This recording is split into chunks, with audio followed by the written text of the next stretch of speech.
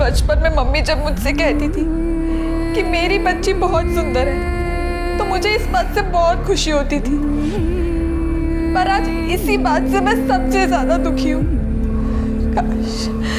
काश भगवान मुझे बदसूरत बना दे ताकि कोई मुझे देखना भी पसंद ना करे, या तो मेरे माँ बाप मुझे लौटा दे जिनके होते हुए मुझे जबरदस्ती छूना तो दूर, कोई घूर के भी ना देख सके।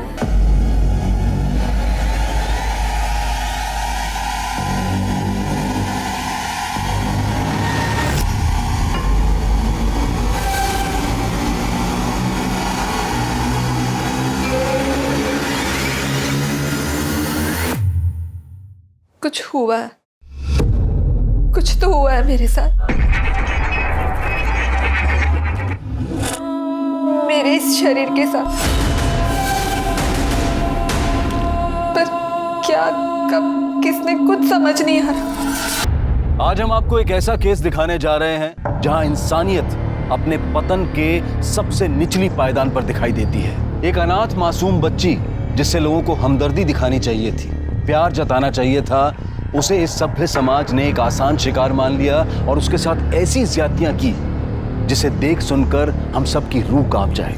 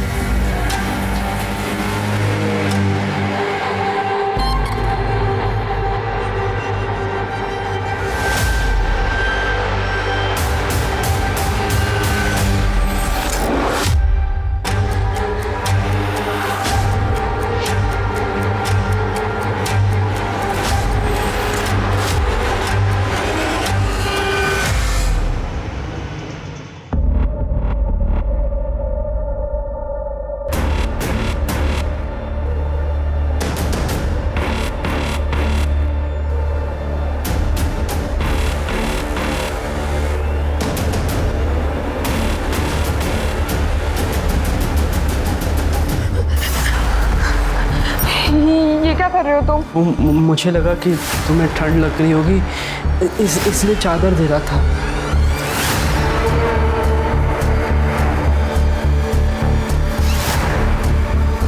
क्या कर रहा था तू? तुझे शर्म नहीं आती? अरे तेरी बुआ की बेटी है वो, तेरी बहन है वो, और तू? अरे ऐसा कुछ नहीं है जैसा आप सोच रही हो।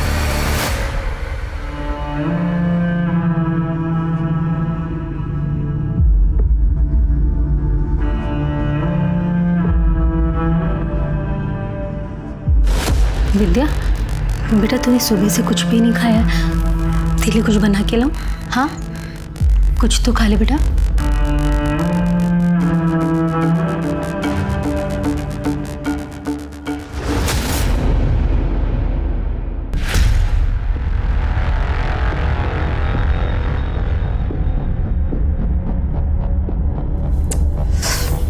क्या कर रही है यार?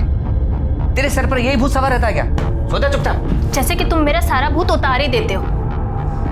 अपने पति के साथ नहीं करूंगी तो और किसके साथ करूंगी? इस आदमी को तो रोमांस करना भी नहीं आता। अरे तो रोमांस है कोई स्विच नहीं, जब मन आया ऑन ऑफ कर लिया। हेलो चाचू, प्लीज मुझे यहाँ से ले जाओ। विद्या बेटा, क्या हुआ? मुझे मामा जी के घर से ले जाओ। विद्या मैं तुम्हें ले जाऊंगा, पहले ये बताओ कि हुआ क्या, तुम रो क्यों रही हो? वो संतोष भैया ना बड़े गंदे, घूरते रहते हैं और यहाँ हवा छूने की कोशिश करते हैं। क्या? चाचू प्लीज मुझे ले जाओ, मैं नहीं रह सकती यहाँ पे। बेटा आप डरो नहीं, मैं आपको कल लेने आ रहा हूँ। अभी आप चुप हो जाओ और सो जाओ। ठीक है चाचू।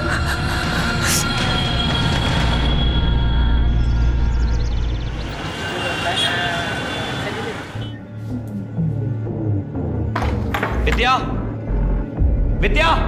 अरे अविनाश, आओ बैठो। सुमन, अविनाश जी आए, उनके लिए चाय पानी का इंतजाम करो। मैं आज चाय नाश्ता करने नहीं आया, विद्या को लेने आया हूँ। विद्या,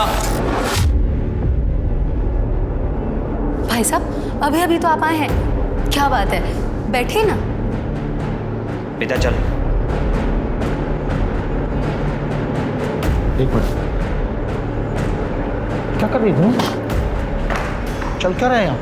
खबरदार, जब विद्या को रोकने की कोशिश की। दिखावा तो दोनों ऐसे कर रहे हो जैसे तुम्हें पता ही नहीं इस घर में क्या हो रहा था। नाटक करके दिखा रहे हो मेरे सामने। चल। अविनाश, जब वो बहन ही नहीं है ना जिसकी वजह से रिश्ता था, तो अपनी हद में रहो। कहीं ऐसा ना हो कि यहाँ से बेइज्जत होके जाना पड़े तुम्हें। पहले अपनी इज्जत करना सीख ले। ये तो तेरी बहन की बेटी है ना, इससे तो रिश्ता था ना तेरा। नीच आदमी इस रिश्ते की लाज रख लेता। गलती तुम लोगों की नहीं, गलती मेरी है जो इस बच्ची को इस घर में तुम लोगों के साथ रहने दिया। और तू साले आज के बाद आंख उठाकर भी लड़की को देखो ना तो अच्छा नहीं होगा।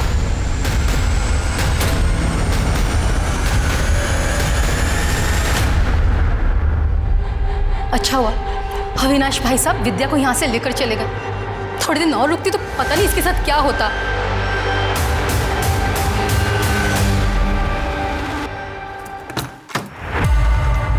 आजा बेटा। नमस्ते चाची। मैंने मना किया था ना, फिर भी आप इसको ले आए। मैं तुम्हें कह देती हूँ, मैं इसकी जिम्मेदारी नहीं उठाने वाली, समझे तुम? तुमसे जिम्मेदारी उठाने के लिए कह कौन रहा है? मैं ख्याल रखूंगा इसका। और वैसे भी तुम ऐसा कर क्या रही हो, हाँ? जो इसके आने से बंद हो जाएगा। तुम्हें शर्म नहीं आती इतनी गंदी बात करते हुए? अपनी भतीजी के लिए अपनी बीवी पे इल्जाम लगा रहे हो। बस फालतू की बकवास पसंद नहीं मुझे। कान खोलकर सुन लो, विद्या यहीं रहेगी जब तक इसकी पढ़ाई पूरी नहीं हो जाती और शादी करके ही अपने घर नहीं चली जाती। तब तक अपनी जुबान बंद रखो। ये क्या बकवास कर रहे हो तुम? चाची प्लीज, मैं आपके पैर पड़ती हूँ, प्लीज मुझे यहाँ रहने दो। अब जो बोलोगी मैं वैसा करूंगी, घर का सारा काम कर दूंगी। मुझे मामा जी के यहाँ नहीं जाना है, प्लीज मुझे यही रहने दो, प्लीज चाची। हट, छोड़ पैर मेरे। ये क्या नाटक लगा रखा है चाचा भतीजी ने? जो करना है कर, भाड़ में जाओ। आ बेटा, खड़ी हो। अपनी चाची की बातों को दिल पे मत लगा। आजा अपने कमरे पे चल।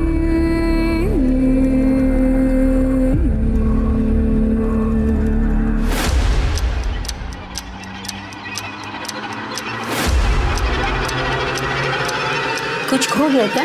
क्या ढूंढ रहे हो? नहीं, मैं घड़ी से पहने ही हुई है घड़ी। मैं बताओ। लो बेटा। विद्या, हमने प्रिंसिपल से बात कर ली है। कल तुम्हारा 12th में एडमिशन हो जाएगा और परसों से तुम स्कूल जा सकती हो।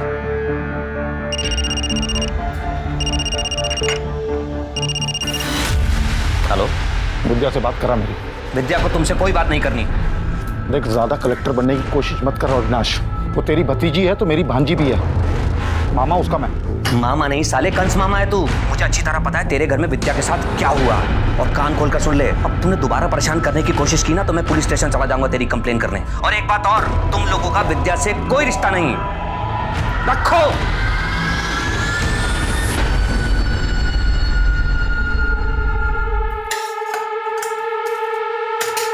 महारानी जी, आराम करके फुर्सत मिल गई हो तो थोड़ा घर का काम करेंगी, या आपने भी अपने चाचा की तरह मुझे इस घर का नौकर समझ के रखा है? ये ले, चुपचाप ये खाना खा और ये सारे बर्तन मांज, समझी? और अगर बिना किचन साफ किए गई ना तो याद रखना।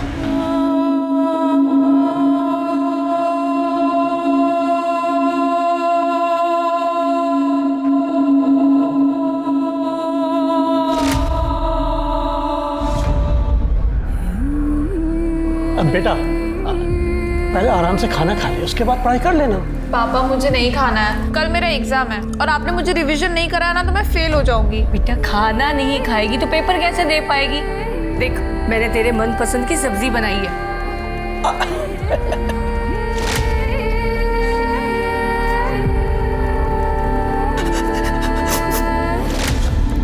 पापा मुझे हॉस्टल नहीं जाना है, मैं यहाँ पे भी तो रह के पढ़ सकती हूँ ना। बेटा बहुत बड़ा स्कूल है वो। अरे बड़ी सिफारिशों के बाद एडमिशन होता है वहाँ पर। और तू जानती है ना, तेरे एडमिशन पे मुझे कितनी अप्रोच लगानी पड़ी है। तू पैसों की चिंता मत कर, तू अपनी पढ़ाई की चिंता कर। गाँव की जमीन बेची है, पैसा है हमारे पास में।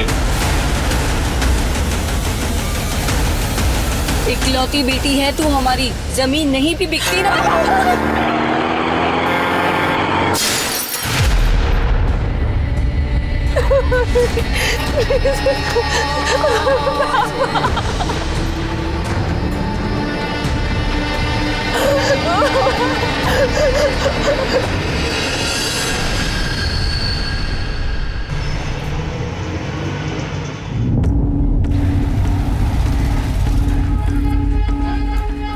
अच्छा सुन, मैं ज़रा पंडिताइन से मिलकर आती हूँ, तो ये झोला लेके घर जाओ, ठीक है?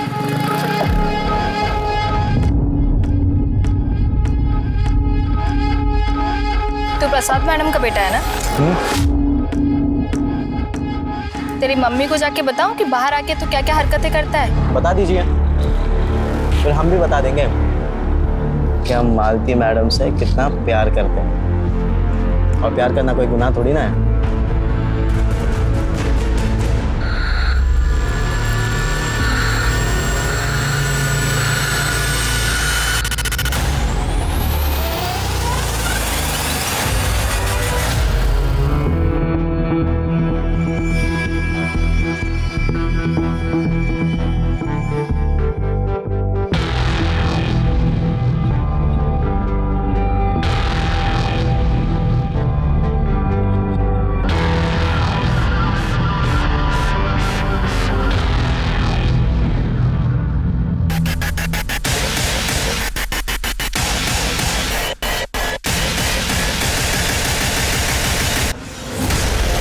विद्या, जिसके माता पिता उसे हर तरह की खुशी और सुरक्षा देना चाहते थे, वो अब इस दुनिया में नहीं रहे और विद्या लाडली बेटी से अनाथ बन गई और अपने रिश्तेदारों की मोहताज हो गई। जहां उसके रिश्तेदारों को, समाज को उसके प्रति संवेदनशील होना चाहिए था, वहीं वो उसके एकदम विपरीत अत्याचारी बन गए। विद्या एक मासूम बच्ची जो पहले से ही दर्द में थी। लोगों ने उसकी रूह तक को नोच खाने का प्लान बना लिया था।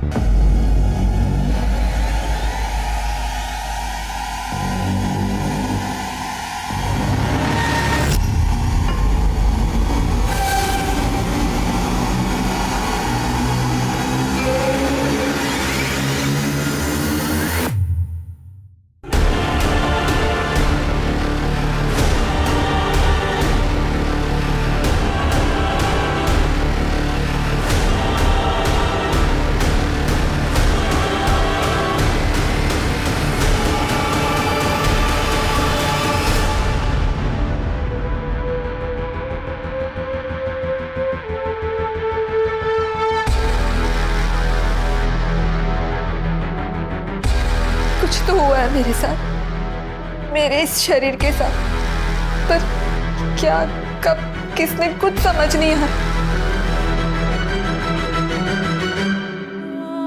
क्या मैं एक मांस का टुकड़ा हूं जिसकी ना कोई इच्छाएं है ना कोई जज्बात? क्या मैं हमेशा उन लोगों के लिए एक भोग की चीज बनकर रह जाऊंगी?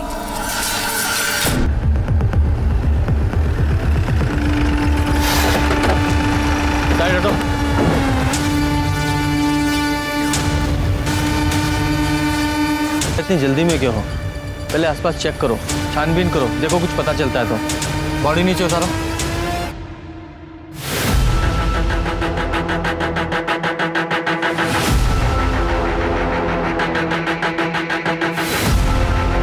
सर, आसपास का पूरा एरिया चेक किया, ना कोई सुसाइड नोट मिला है, ना ही कोई क्लू। बॉडी को पोस्टमार्टम के लिए भेजो और पूछताछ करो, शायद किसी ने कुछ देखा या सुना हो। चलो पीछे पीछे चलो। क्या हो गया इससे? विद्या! आप लोग विद्या के चाचा चाची हैं, उसके माँ बाप कहाँ हैं? सर, 2 महीने पहले एक एक्सीडेंट में उनका देहांत हुआ। सर, एक्सीडेंट में भैया भाभी तो नहीं रहे, लेकिन किस्मत से विद्या बच गई थी। हम दोनों और उसके मामा मामी बस यही केयर टेकर थे उसके। उसकी मामी ने जिद की और उसे अपने साथ घर ले गई ताकि वो उनके साथ ही रहे। तो विद्या वापस कब आई? 1 महीने पहले सर। क्यों, वहाँ कुछ प्रॉब्लम थी क्या? सर, विद्या ने मुझे बताया था कि उसकी मामी का बेटा संतोष उसे बुरी नजरों से देखता था, घूरता रहता था हर वक्त। बस मैं विद्या को यहाँ सहारनपुर ले आया और यहीं के स्कूल में उसका एडमिशन भी करवा दिया। अच्छा, एक बात बताइए, विद्या को पेड़ पे चढ़ना आता था? मुझे इस बारे में जानकारी नहीं। सर, मैंने एक बार विद्या को छज्जे पर से कुछ सामान उतारने के लिए कहा था, पर वो बहुत डर रही थी। मैंने उसकी मदद भी करनी चाहिए उसे ऊपर चढ़ाने के लिए, पर वो नहीं चढ़ पाई। मिश्रा, ये विद्या अगर एक छोटे से छज्जे पर नहीं चढ़ पाई तो इतने बड़े पेड़ पर रस्सी के साथ कैसे चढ़ी होगी? आई डाउट कि वो चढ़ पाई होगी। ये आत्महत्या का नहीं, हत्या का मामला लग रहा है। तुम एक काम करो, एक टीम लेकर मेरठ जाओ, वहाँ उसके मामा मामी और वहाँ के पड़ोसियों से पूछो, शायद कुछ पता चले। सर पूजा, सर यहाँ के पड़ोसियों से पूछो, देखो क्या चल रहा था।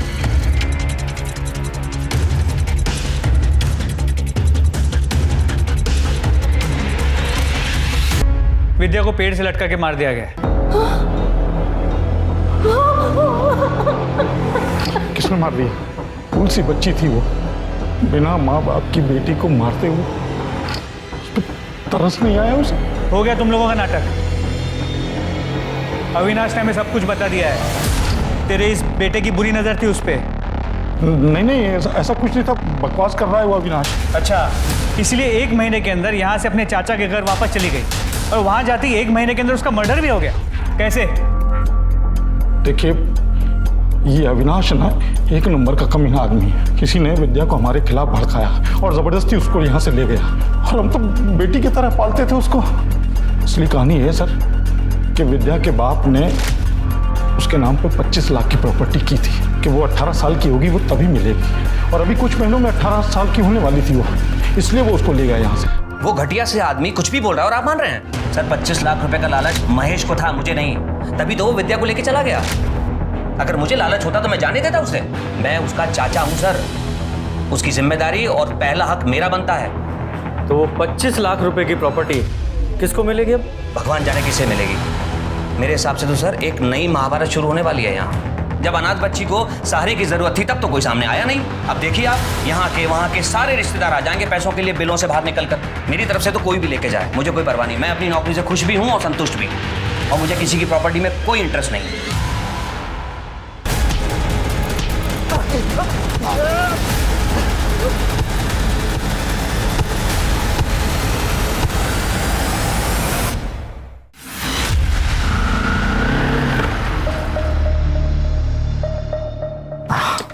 क्या है? जब देखो सब्जियां ढोते रहती हो। चलो बैठो, लॉज लेके चलता हूँ तुम्हें, मजे करा के लाता हूँ। पुलिस ने हमें साथ में देख लिया ना तो हम दोनों के पीछे पड़ जाएगी। सुन, भूल जा मुझे और आइंदा मुझसे मिलने की कोशिश मत करना, समझा? ये पुलिस का चूना ना हमें नहीं किसी और को लगाना, समझे? और मुझे तुमसे जो भी चाहिए, जब भी चाहिए, तुम्हें देना पड़ेगा। एक बार मैं बात समझ में नहीं आती क्या? कहा ना नहीं जाऊंगी तेरे साथ। अब चुपचाप यहाँ से निकल, बेवकूफ कहीं का।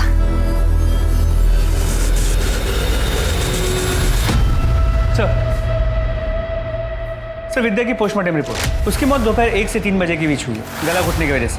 और गले पे जो रस्सी के निशान मिले उससे ये पता चला कि पहले उसके गले में फंदा डाला गया और उसे मारा गया, और फिर उसके बाद उसे पेड़ पे लटकाया गया। मिश्रा, फिर तो रस्सी पर कातिल की उंगलियों के निशान और विद्या के स्ट्रगल के निशान दोनों मिलने चाहिए। जी सर, रस्सी पे विद्या के फिंगरप्रिंट्स हैं, उसके स्ट्रगल के निशान भी है, लेकिन कातिल के फिंगरप्रिंट्स नहीं। सर लगता है उसने ग्लव्स पहने थे। इसका मतलब ये पक्का मर्डर है, क्योंकि अगर विद्या ने पेड़ पर चढ़कर फांसी लगाने की कोशिश की होती और ऊपर से कूदी होती तो उसकी गर्दन की हड्डी टूटी होती। ऐसा तो पोस्टमार्टम रिपोर्ट में कुछ भी नहीं है। सर एक और बात पता चली, रिपोर्ट के मुताबिक वो सेक्सुअली एक्टिव थी। मर्डर से कुछ दिन पहले भी उसने शारीरिक संबंध बनाए थे, लेकिन उसके साथ रेप हुआ था या उसने अपने मर्जी से सेक्स किया था ये नहीं पता चल पाया, क्योंकि उसके प्राइवेट पार्ट्स पे कोई इंजुरी मार्क्स नहीं है। मिश्रा, ये मर्डर फुल प्लानिंग के साथ किया गया है और इसे जल्दी से जल्दी सॉल्व करने के लिए हमारे पास फॉरेंसिक रिपोर्ट का होना बहुत ज़रूरी है। कब आ रही है? बहुत जल्द आ जाएगी। मिश्रा, एक काम करो, एक टीम के साथ मेरठ जाओ और विद्या के बारे में पूरी डिटेल्स पता लगाओ कि उसका कोई बॉयफ्रेंड था या नहीं था। अगर कोई बॉयफ्रेंड नहीं था तो कोई ऐसा आदमी जिसकी नज़र उस अनाथ और अकेली लड़की पर थी, क्योंकि अविनाश के बयान के मुताबिक उसके मामा का लड़का संतोष, उसकी विद्या पर गंदी नज़र थी। तब तक हम यहाँ अविनाश के साथ पूछताछ करते हैं, क्योंकि पोस्टमार्टम रिपोर्ट के मुताबिक मरने के 4-5 दिन पहले विद्या के साथ सेक्स हुआ था, तो हो सकता है वो आदमी यही हो जिसने उसके साथ ये सब किया। सर वैसे मरे हुए इंसान के बारे में बुरा नहीं बोलना चाहिए, पर सर विद्या की चाल चलन ठीक नहीं थी। वो सर मोहल्ले के हर जवान लड़के पर डोरे डालती थी। सर पता नहीं क्या जादू करती थी कि सारे जवान लड़के उसके पीछे घूमने लगते थे।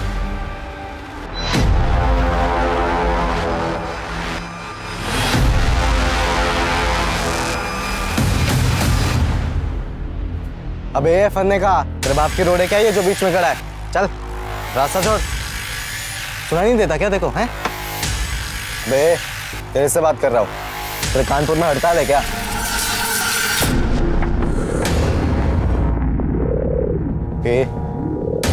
कौन है बे तू? नगर सेवक का बेटा हूँ मैं। अबे क्यों मार रहा है?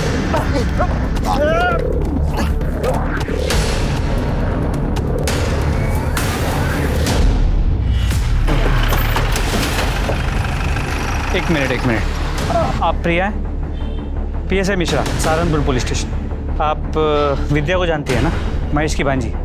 देखिए वैसे भी हमें पता चला था कि विद्या जब तक यहाँ थी आपकी बहुत अच्छी दोस्त थी, आप लोग अक्सर मिलते जुलते थे। क्या आप बता सकते कि विद्या कैसी लड़की थी? मतलब उसका कोई बॉयफ्रेंड था या कोई ऐसा था जो उसे परेशान करता था? सर विद्या एक बहुत अच्छी लड़की थी, उसका किसी भी लड़के के साथ कोई चक्कर वक्कर नहीं चल रहा था। वो तो मेरे अलावा किसी से बात तक नहीं करती थी सर। हाँ बस हमेशा डरी डरी सी रहती थी, अपने मम्मी पापा को याद करके बहुत रोती थी सर। उसने अपने मामा के घर के बारे में कुछ बताया था? बताया था सर, सब बताया था। ओए, वो विद्या है ना, तेरी बहन बुआ की बेटी?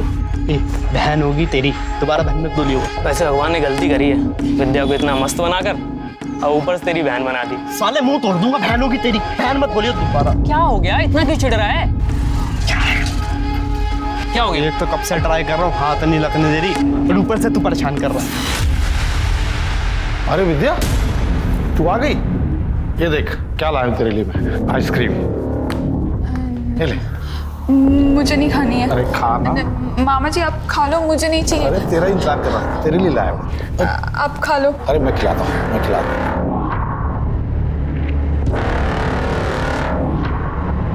मामी ने मुझे काम के लिए बोला था, मैं जा रही हूँ।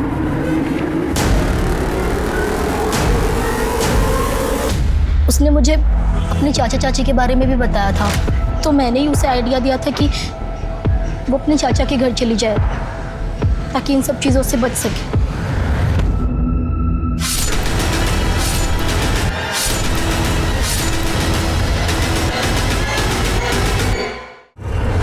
मतलब विद्या के बारे में दो तरह की इन्फॉर्मेशन सामने आ रही है। एक कि वो सीधी सादी और डरी सहमी लड़की थी, और दूसरा इसका उल्टा कि उसका कैरेक्टर खराब था, जो कि हो सकता है किसी का पर्सनल ओपिनियन।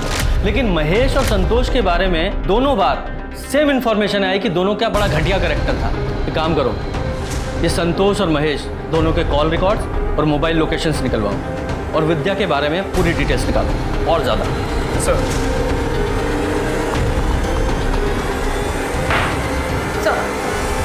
अविनाश सिसोदिया के पड़ोसियों से पता चला है कि मालती विद्या को बिल्कुल पसंद नहीं करती। इनफैक्ट वो उसे अपने घर पर भी नहीं रखना चाहती थी, लेकिन अविनाश ने उसे जबरदस्ती अपने घर पर रखा था सर। पूजा, लेकिन इतनी इन्फॉर्मेशन काफ़ी नहीं है। इस मालती के बारे में और डिटेल्स निकालो। ये पता करो कि मालती विद्या को अपने घर से निकालने के लिए किस हद तक जा सकती है, और ये भी पता करो कि विद्या के शारीरिक संबंधों के बारे में उसके चाचा चाची को कितना पता था भी या नहीं। मैडम ये क्या कह रही हैं आप? ऐसा नहीं हो सकता, विद्या ऐसी लड़की थी ही नहीं। ऐसा हम नहीं, विद्या की पोस्टमार्टम रिपोर्ट कह रही है। विद्या को कोई बॉयफ्रेंड, कोई अफेयर वगैरह? मुझे क्या देख रहे हो? मुझे क्या पता स्कूल जाने के नाम पे क्या क्या करती थी। बताओ, 1 महीना भी नहीं हुआ और क्या क्या सुनने को मिल रहा है। पता नहीं मेरठ में भी क्या क्या गुल खिला के आई होगी। मुझे तो शुरुआत से ही लगता था, शक्ल से जितनी सीधी लगती है ना, अंदर से उतनी घुन्नी होगी। ठीक है, फिलहाल हम जा रहे हैं, जरूरत पड़ने पे दोबारा आएंगे। नजर रखो इस मालती पे। विद्या का तो पता नहीं, लेकिन ये मालती ना शक्ल से सीधी है ना हरकतों से। बहुत कुछ छुपा रही है ये औरत। सर विद्या की फोरेंसिक रिपोर्ट से पता चला है कि उसके पेट में और खून में केमिकल के ट्रेसेस मिले। सर ये केमिकल खास तरह की जड़ी बूटी में पाया जाता है। इसका स्वाद मीठा होता है और अगर किसी को बिना बताए खिलाया जाए उसे पता भी नहीं चलेगा। और सर सबसे बड़ी बात, इसे खाते ही आदमी कुछ ही वक्त में बेहोश हो जाता है। इसका मतलब ये भी हो सकता है कि विद्या के कैरेक्टर के बारे में जो भी कहानी सुनाई जा रही है वो पुलिस को जानबूझकर गुमराह करने के लिए सुनाई जा रही है। हो सकता है यही केमिकल देकर उसको पहले बेहोश किया गया, फिर उसके साथ रेप किया गया, तभी विद्या के शरीर पर कोई स्ट्रगल के निशान नहीं मिले। एक काम करो, मेरठ और सहारनपुर के जितने भी ये जड़ी बूटी बेचने वाले ना, इनसे पता करो, हो सकता है कोई क्लू मिले। सर टावर लोकेशंस के हिसाब से जिस दिन विद्या की मौत हुई थी उस दिन संतोष और महेश दोनों सहारनपुर के गोविंदपुर में मौजूद थे। तो हो सकता है इन दोनों ने ही इस विद्या का मर्डर किया हो। उठाओ सालों को।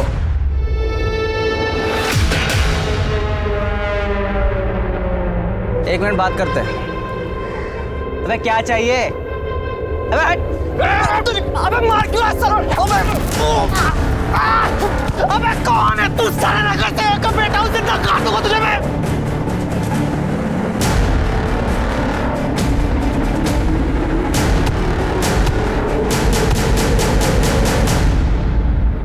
मेरे दोनों बच्चों पर जानलेवा हमला हुआ और अभी तक आपने किसी को अरेस्ट नहीं किया।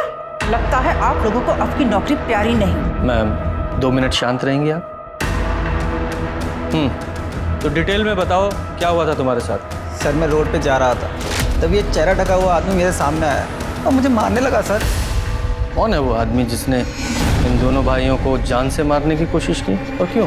सर हो सकता है इसका विद्या के मर्डर से कोई लेना देना हो।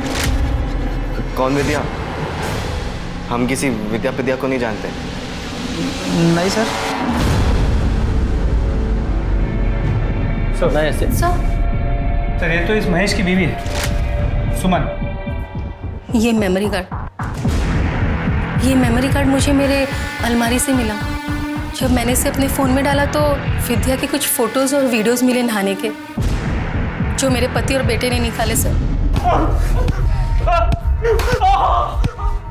सिंह गलती हो गई सर, बहुत बड़ी गलती हो गई।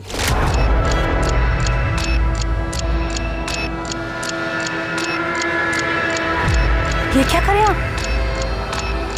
पता नहीं, नेटवर्क नहीं मिल रहा है। क्या हुआ? सब समझती हूँ मैं। अरे भांजी है आपकी सगी बहन की बेटी, आपको शर्म नहीं आती ये सब करते हुए? क्या बकवास कर रही है तू? मैं सोच भी नहीं सकता हूँ ऐसा। Hello hello. सुमन सब भाग गई थी, लेकिन उसे ये नहीं पता था कि मैंने विद्या की नहाते हुई फोटो खींच ली है और अपने मेमोरी कार्ड में डाल के अपने अलमारी कपड़ों के पीछे छुपा दिया। मैं उस फोटो का फायदा उठा पाता उससे पहले ही विद्या अपने चाचा के साथ यहाँ सहारनपुर चली आई थी और मेमोरी कार्ड भी गायब था। मैंने पूरे घर में मेमोरी कार्ड ढूंढा सर, मुझे नहीं मिला। मैंने विद्या से बहुत बार पूछा, लेकिन उसने मना कर दिया कि उसके पास मेमोरी कार्ड नहीं है। विद्या, उन्हें अलमारी से मेरा मेमोरी कार्ड चुराया ना? निकाल। नहीं मामा जी, मुझे कोई मेमोरी कार्ड नहीं पता। प्यार से बोले तुझको समझ नहीं आ रहा? कार्ड निकाल। मुझे नहीं पता मेमोरी कार्ड, सही में मुझे नहीं पता। तेरी वजह से कोई प्रॉब्लम हुई ना तो जान से मार दूंगा तुझे। उसे डरा धमका के हम लोग वापस मेरठ चले आए। वापस चला गया? झूठ बोलता है। विद्या को डरा धमका कर वापस गया था या मर्डर करके? नहीं सर, हमने किसी को नहीं मारा है। सर तो फिर ये इसने क्या? तू भी सपने देखता था ना उसके साथ सोने के? हमने ये भी पता किया है कि तूने उसे दोस्तों के जरिए उसे बदनाम किया था। हाँ, उसका कैरेक्टर खराब करना चाहता था तू। सर मैंने उसे नहीं मारा सर। एक्चुअली मुझे कोई लड़की भाव नहीं देती थी, तो मैंने सोचा कि विद्या घर पर ही है तो उसे ही पटा लेता। फिर उसने भी मुझे भाव नहीं दिया तो मुझे गुस्सा आ गया और मैंने उसे बदनाम करना शुरू कर दिया। तेरी तो वो बहन थी ना? सर नहीं मारा।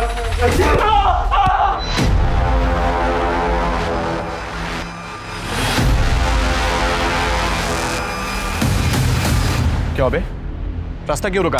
चल हट, जाने दे। मालती को जानता है तू? हाँ, क्या बात कर रहा था उससे? तेरे को क्यों बताऊं? पुलिस किधर भागता है? तलाशी करो। ये सब जेब में लेके घूमता है। किस किस को मारा इससे?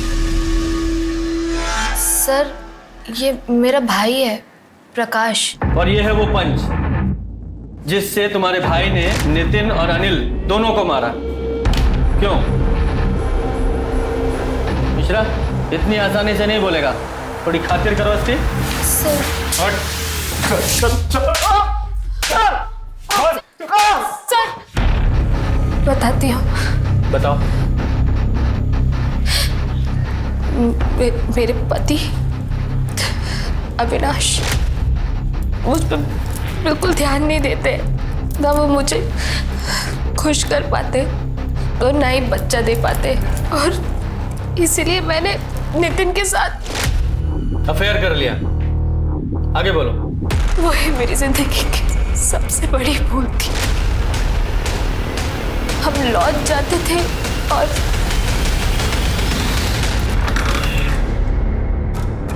तुम लाल परी लग रही हो बिल्कुल। तुम यहाँ क्या कर रहे हो? बेडरूम बढ़िया है। किसी ने देख लिया तो प्रॉब्लम हो जाएगी। तुम अभी निकलो, मैं तुम्हें बाहर छोड़ कर आती हूँ। अरे अरे इतनी क्या चल रही है? आज तो मैं आपके लिए कैसी डील लाया हूँ जो सुन के आप नाक से लगोगे। मतलब आज तो मैं खुश मैं नहीं, मेरा भाई अनिल करेगा। तुम्हारा दिमाग खराब हो गया है क्या? मैं कोई अरे हाँ, मुझे पता है कि तुम वैसे टाइप की औरत नहीं हो।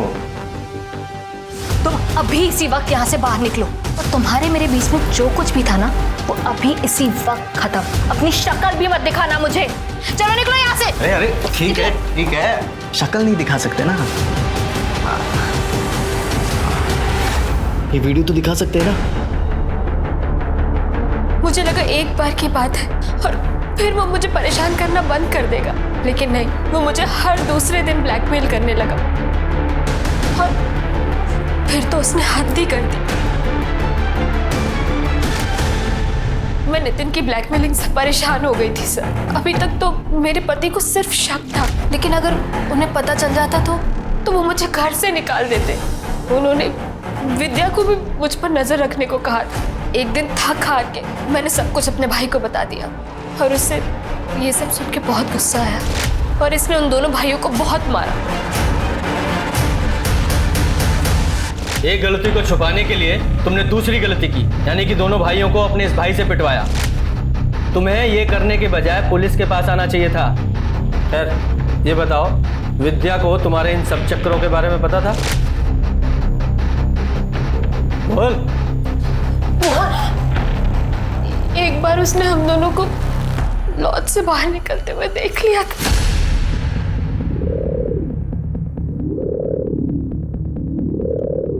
सुन, तूने अभी जो यहाँ देखा ना, किसी को बताना मत समझी। अगर तेरे चाचा को पता चला ना, तुझे घर से निकाल दूंगी और भेज दूंगी तेरे मामा के पास। नहीं, मैं चाचू को कुछ नहीं बोलूंगी।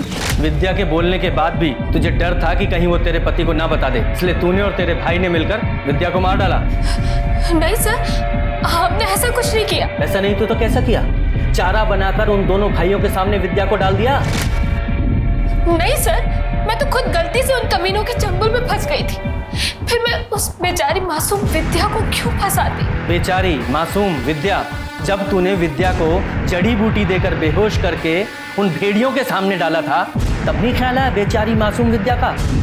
सच बोल, क्या है?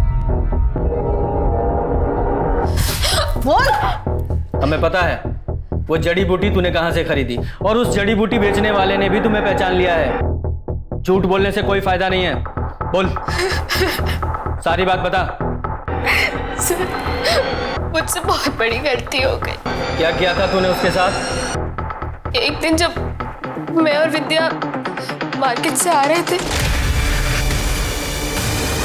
सॉरी। तू कहाँ जा रही है? अच्छा सुनना, मुझे इसके मजे चाहिए। बकवास बंद कर, वो बच्ची। अबे चुप, अम्मा बनने की कोशिश मत कर। तुझे जो कुछ भी करना है ना, मेरे साथ कर ले, पर प्लीज उसको छोड़ दे। पकड़ो भाई। तू कुछ दाल चावल खाती है क्या? नहीं ना। अगर मैं तेरा वो वीडियो इस सारे शहर में वायरल कर दूँ, वो वीडियो अगर इस सारी दुनिया ने देख ली ना, तो वो प्रॉब्लम भी तेरे लिए छोटी नहीं है। क्यों फालतू का रिस्क ले रही है? कल हम घर आएंगे, सारी चीजें तैयार करके रखना। विद्या, ये ले तेरी चाय।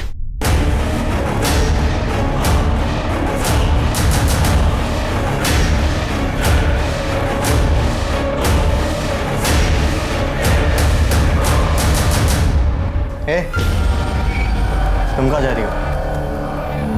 चुपचाप से यहीं पर खड़ी रहो। कभी कभी देखने में भी ना बहुत मजा आता है।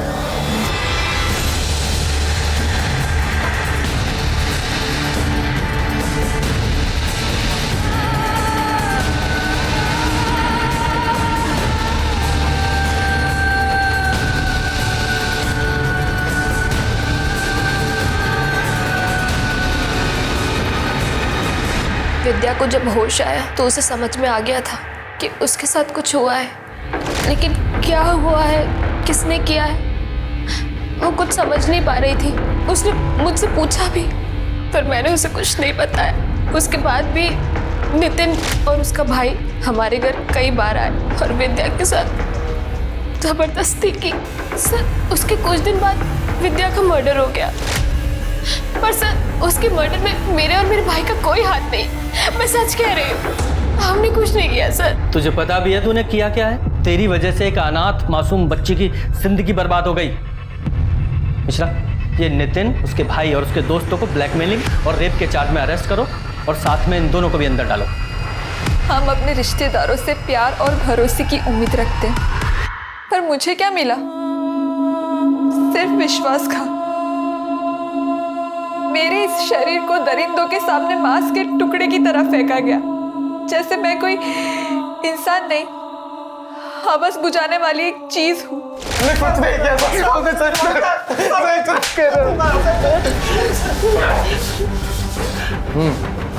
क्या बता? अबे बता ना, बोल, बता। सर हमें तलब लग गई थी, तो मालती के बाद हमें विद्या पसंद आ गई थी, इसलिए हमें विद्या के साथ। इसलिए तूने मालती को ब्लैकमेल किया और विद्या के साथ रेप किया, और तुम लोगों का भांडा ना फूट जाए इसलिए उसको मार डाला। नहीं सर, हमने नहीं मारा उसे सर हमें जो चाहिए था वो तो मिल ही रहा था ना सर, तो हम क्यों मारेंगे सर उसे? सर वो तो ना हमारी शक्ल पहचानती थी ना नाम जानती थी। विद्या तुम्हारे नाम और शक्ल नहीं पहचानती थी, लेकिन मालती तो तुम्हें अच्छे से जानती थी ना। मार डाला। सर हमने नहीं मारा है विद्या को, और जिस वक्त विद्या का मर्डर हुआ था तभी तो हम सिनेमा हॉल में फिल्म देख रहे थे। सिंह, इनकी अच्छे से तोड़ाई करो। मिश्रा, इनकी सिनेमा हॉल वाली स्टोरी की अच्छे से जांच करो कि इसमें कितनी सच्चाई है। जी सर।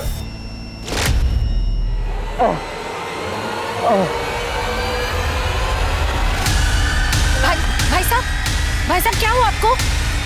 तो बहुत खून निकल रहा है, आप घबराइए मत, मैं किसी को बुला के लेकर आता हूँ अस्पताल ले जाने के लिए। गणेश क्या? गणेश? गणेश के? अरे ये तो मर गया।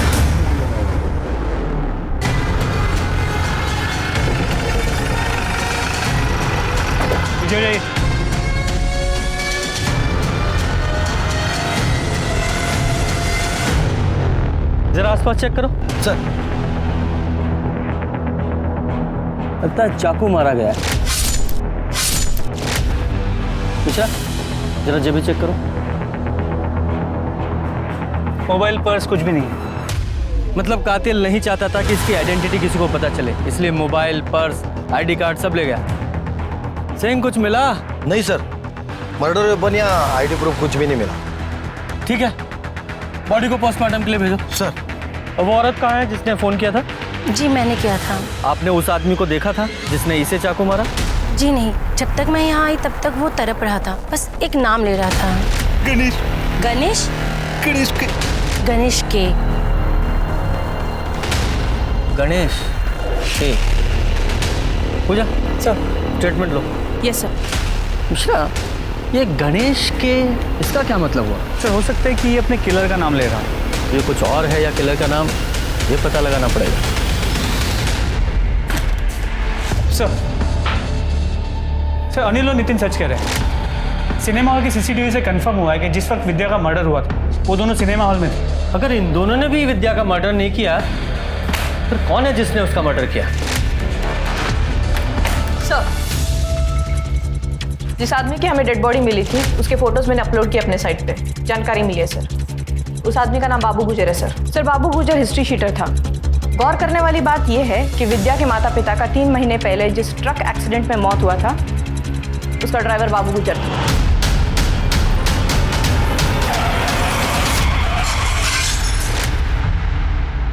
और एक बात, बाबू गुजर पिछले 6 महीने से फरार था, वांटेड क्रिमिनल था सर। ये बाबू के ट्रक से विद्या के माँ बाप की गाड़ी का एक्सीडेंट होना और इस बाबू का यहाँ गोविंदपुरा में जहाँ विद्या रहती है यहाँ मर्डर होना, महज इत्तेफाक नहीं हो सकता। देखो, विद्या के माँ बाप के साथ साथ विद्या के मर्डर में भी इस बाबू का हाथ हो सकता है। और ये बाबू मरते वक्त क्या बोला था? गणेश के, इसका क्या मतलब है? सर गणेश के का मतलब तो अब तक नहीं समझ में आया, लेकिन इस बाबू गुर्जर का एड्रेस हम उसके रिकॉर्ड से निकाल सकते हैं। किधर? सर यहीं पे आ गया, दूसरा घर। सही है बाबू गुर्जर। यहाँ का ताला तो पहले ही टूटा हुआ है, लगता है हमसे पहले कोई यहाँ पहुँच चुका था। चलो अंदर चल के देखते हैं। सर आपने सही कहा, हमसे पहले कोई यहाँ आ चुका है। हाँ, और शायद उसे वो मिल भी चुका हो जिसकी तलाश में वो यहाँ आया था। लेकिन फिर भी घर की अच्छे से तलाशी लो, घर का कोना कोना छानो।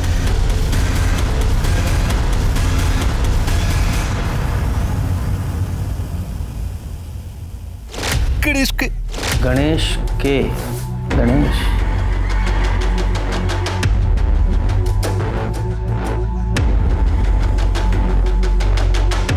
गणेश के पीछे।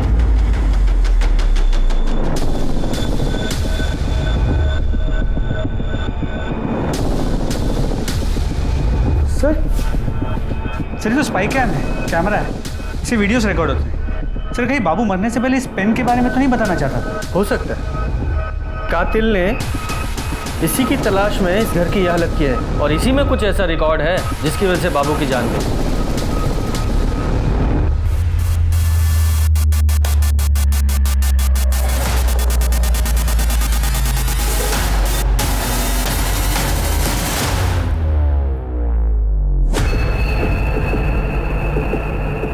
अब बोल। सहारनपुर दिल्ली हाईवे के लिए सरकार ने बहुत सारे लोगों से जमीनें ली थी और अच्छा खासा मुआवजा भी दिया था। हमारी भी जमीन ली गई थी, लेकिन मेरे हिस्से में क्या आया? चंद टुकड़े। जानते हैं क्यों? क्योंकि मेरे अपने ही भाई ने धोखा देकर सारी जमीन अपने नाम करा ली। मैं बदले की आग में जल रहा था, इसलिए मैंने बाबू को सुपारी देकर ट्रक से उन दोनों का एक्सीडेंट करवा दी। मैंने बाबू से कहा था कि कोई भी जिंदा नहीं बचना चाहिए, लेकिन उस एक्सीडेंट में विद्या बच गई। उसके जिंदा बचने से ना मुझे पैसा मिला और ना प्रॉपर्टी, और ऊपर से बाबू रोज पैसों के लिए तकाजा कर रहा था। मेरे घर के आसपास घूमने लगा, मंडराने लगा। मैं डर गया कि अगर मैंने बाबू को पैसे नहीं दिए तो वो पुलिस के सामने अपनी जुबान खोल देगा। तभी विद्या का कॉल आया, मुझे कहने लगी कि मामा के यहाँ से ले जाओ। तभी मुझे एक प्लान आया। मैंने बाबू से बात की और 1 महीने की मोहलत और ले ली। मैंने सोचा इस 1 महीने में विद्या को भी ठिकाने लगा दूंगा और 25 लाख रुपए और प्रॉपर्टी अपने नाम करा सकूं। पर एक दिन जब विद्या स्कूल से आ रही थी, मैंने सारी तैयारी पहले से कर। पास मेरे खिलाफ सबूत हैं। अगर मैंने सुपारी की रकम के अलावा 10 लाख रुपए और नहीं दिए तो वो सारे सबूत पुलिस को दे देगा। कहाँ से देता मैं उसे पैसे? तब मुझे ख्याल आया कि जब मैं अपने भाई भाभी को पैसों के लिए मार सकता हूँ तो बाबू की औकात क्या है?